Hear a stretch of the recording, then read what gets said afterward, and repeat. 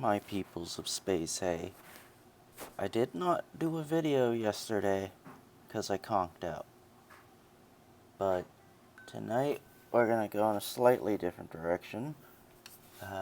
Well, of course, I'm going to read more of my tribute to Chester, but that's just a taster.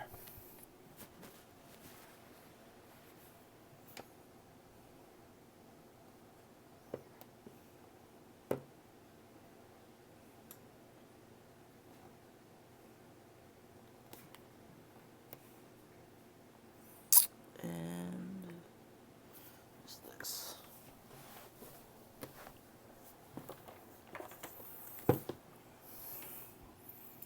So, let's see if this will work. I'm not going to use the song lyric subheadings anymore because I'm a terrible singer. Alright then, so part 8, Dead by Sunrise and Out of Ashes. So, the melodies that emerged on Minutes to Midnight, especially when it was Chester's turn to take the mic, evolved. They turned into another platform for his music, the side project called Dead by Sunrise. And as far as I know, their only album called Out of Ashes. I lumped this album in with Welcome to the Masquerade by Thousand Foot Crutch and Dear Agony by Breaking Benjamin. All three of them emerged during my sophomore year of college, which was another difficult year for me. I think that's when I had the most trouble sleeping, either by choice or for other reasons. Out of everything LP related, I think I've given this at least amount of attention. It's probably time for that to change 10 years later. Part 9, 1,000 Suns. Now I am become death, the destroyer of worlds. I suppose we all thought that one way or another.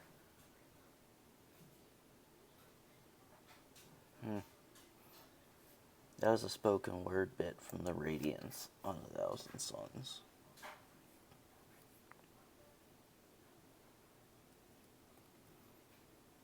So, if Minutes to Midnight was an attempt to step out of the shadow of hybrid theory, then 1,000 Suns represented an aural breakaway.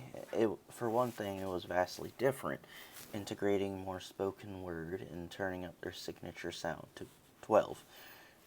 I can't remember exactly if it was 2009 or 2010 that I was meant to go see LP as they rolled into DC. Ultimately, I couldn't go because of a lack of transport, and it all ended up moot anyway because that was the show that got canceled because Chester was sick. Trying to dig up the post on Facebook is beyond me now because it's a day late. Maybe someday I'll be able to find it again because those days were golden. At least my pathetic little eulogy for him that I wrote 2 years ago. And now we're going to talk about living things, which is part 10. So we're almost there to the end. Tomorrow will probably be the last segment of this. Part 10, Living Things. So if LP had been striving to break away from the sound that made them famous, it was at this point where they're like, nah, bro, and went full bore back around into an Ouroboros. Awesome. Well, the vast majority of 1,000 Suns had to grow on me over the intervening years. Living Things grabbed me by the throat and never let go. It followed the hybrid theory blueprint to a T. After all this time, Castle of Glass still stands out as my favorite from that album. But as often as it is the case, it's hard to pick favorites. Alright, so that's enough of that for tonight. And, so, Glamcat suggested that I start talking about, like, top 10 novels and short stories and films and albums and all that. So, that was a good idea. I thought. And in the spirit of all that, I think I'll start by talking about my top 10 novels of all time.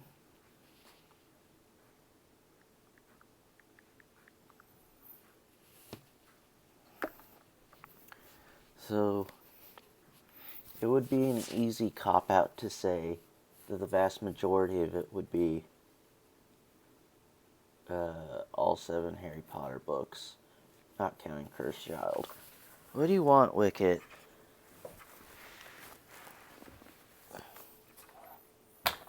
As usual, ambushed by the puppy. Can you believe he's turning 2? What is today? The 4th? Yeah, in like 2 weeks, he's turning 2.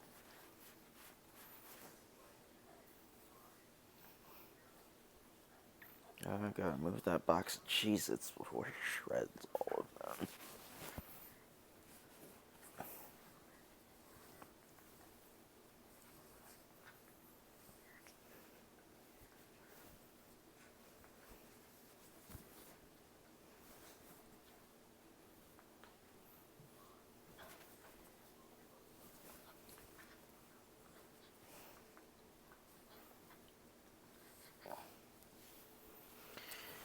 Alright, so let's do like 5 honorable mentions first.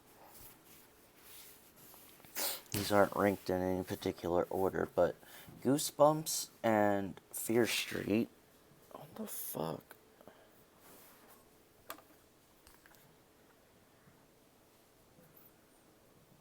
By R.L. Stine. And funny I should say that because Netflix just made an adaptation of Fear Street. I've watched most of part 1 and I really like it. And Animorphs and Everworld by K.A. Applegate, which were, my top 2 favorite.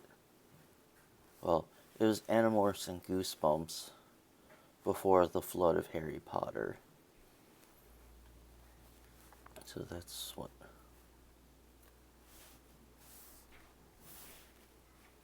That's 4 honorable mentions. What else do I want to say?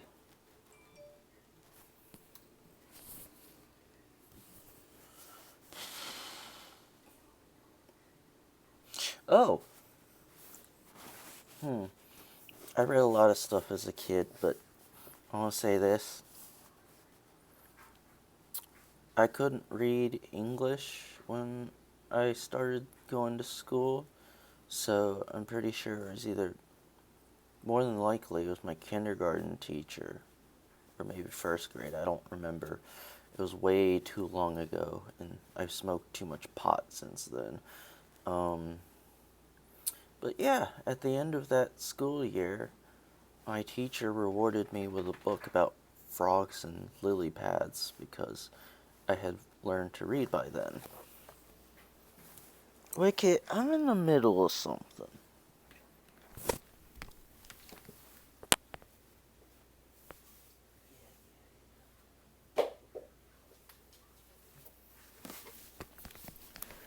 Throw the rope for the little buddy. So, yeah, I totally can't remember the name of that book. But it helped set me on the path where I am today, so there's that.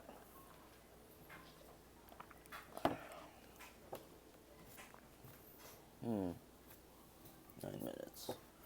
Alright, so let's... Why am I so hot?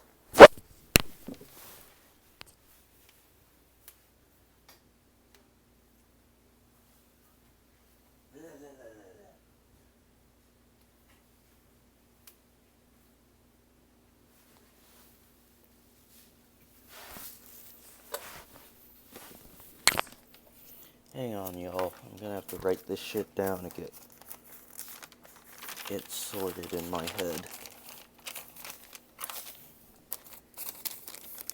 Should have done that before I started the video. Ah, well. Hindsight being what it is.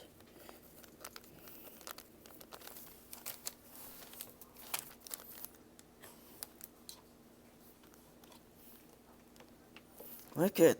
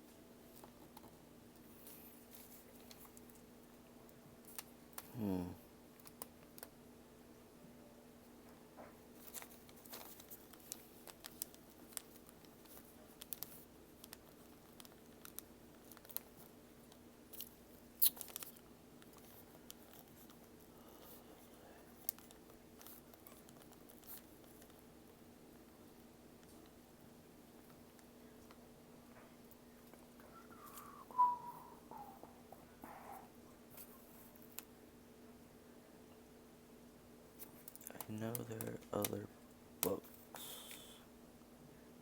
Things have changed over the years.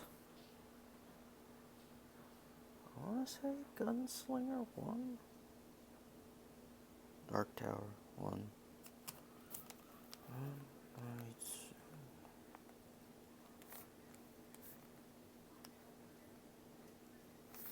It's hard to narrow it down to just 10. I've read a lot of shit over the years.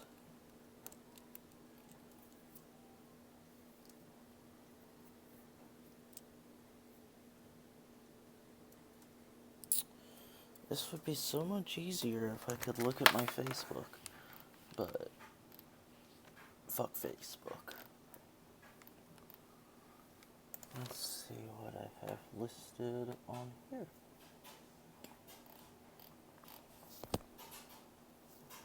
It doesn't all have to be fiction.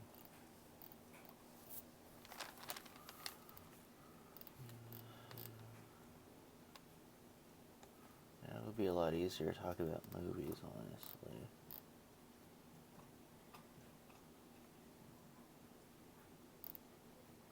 Man, I don't remember what progress I had on my Goodreads. That probably would have been a good idea. Okay, well, I can't think of anything else for right now. I'll probably follow up in a later video. Fuck. The sentimental pigs can just fill in the spaces. Alright. So, number 10, the entire Lord of the Rings trilogy. Plus, I guess, The Hobbit. I read The Hobbit. It was alright.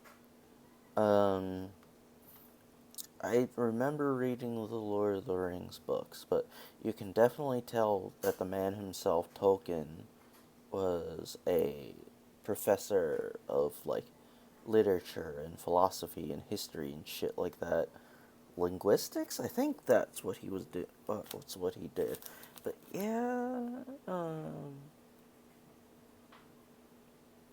I can't say that his writing style was very influential on me, except for maybe, like, the hundreds of thousands of descendants that Middle-earth spawned. Plus, the 3 movies are my all-time favorites of all time. So yeah, I know that's a little redundant, but just work with me. So checking in at number 9, The Black Cauldron. That entire saga by Lloyd Alexander, I guess, but just mainly the first one. Because that was another huge influence on me, and, you know, it taught me something about Welsh mythology that I didn't really know about because it's always overshadowed by like Greek and Egyptian and you know the Norse mythology too. Which dovetails into one of my sentimental picks that I just decided is number 8. It's called Battle of the Warbands.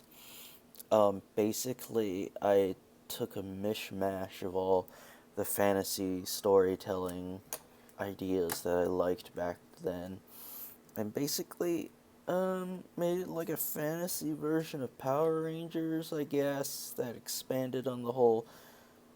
It was like a thing where if the Fellowship wasn't just going on a quest, they would be like continually battling hordes of orcs. Yeah, I know, super imaginative, right? But it was the original seed that would later go on to spawn the cast that I have in Quest for the Relics. So, yeah, there's a lot more to say about that, but man, it's just been. Trust me, I wrote 2/3 of a trilogy based on all that. They're like the first 2 stories that I ever wrote were absolute dreck. And looking back at it now, the trilogy that I did as a reboot was even worse. But hey, it was a mine for ideas. Speaking of mining for ideas, I want to tell you about my Slayer series. This also came about in middle school because I've literally been a writer for 20 years, and that's not an exaggeration because I picked it up as a hobby when I was 12 and now I'm 32. And so, and I'm not sure what inspired me to pick Battle of the Warbands, by the way. It just sounded cool because, again, I was 12, didn't know better. Slayers was very obviously inspired by Buffy the Vampire Slayer and I guess Angel too. I always did think Angel was cooler. I don't know. So yeah, it's centered around a bunch of kids basically being um, superheroes to the extent where they're suddenly empowered to fight monsters. And as it goes along, me and a couple of buddies who were running it, our writing skills got progressively more sophisticated. Oh, hi. Hi. So, as to say, between the time it launched in January 2003 and by the time we finished the first series in June 2005, it sucked way less. Alright, so number 6, another shout out goes to my collective Baltiverse. You've heard of, like, the MCU and the Arrowverse and whatnot. Well, this was my concoction that was meant to link the realistic stories that I would write about Baltimore and just various parts of Maryland. And I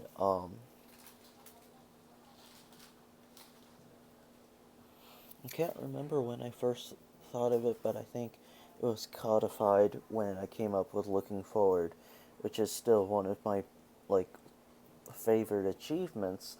So I think that I can at least be proud of that because I wrote the first draft of it in under a year. So it's been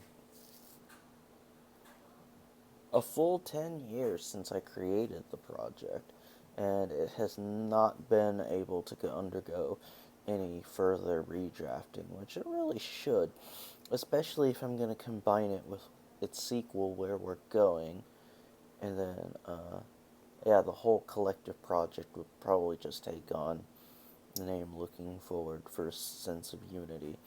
But that's where we're at, and in the House of the Dragonfly, hopefully I will finish sometime in the next 6 goddamn months, so I can have draft 1 ready by Christmas.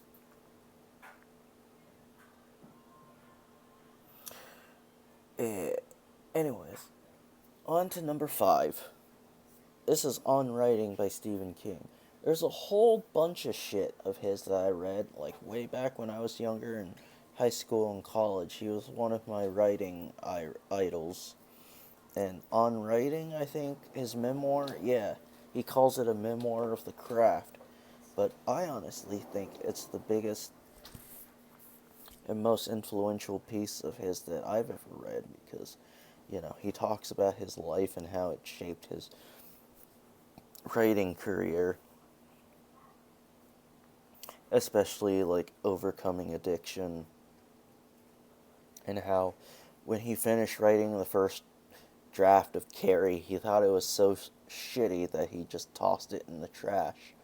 But his wife Tabitha like pulled it out and convinced him to like try to see if he could get it published, and it worked, and it made him Stephen King, master of horror.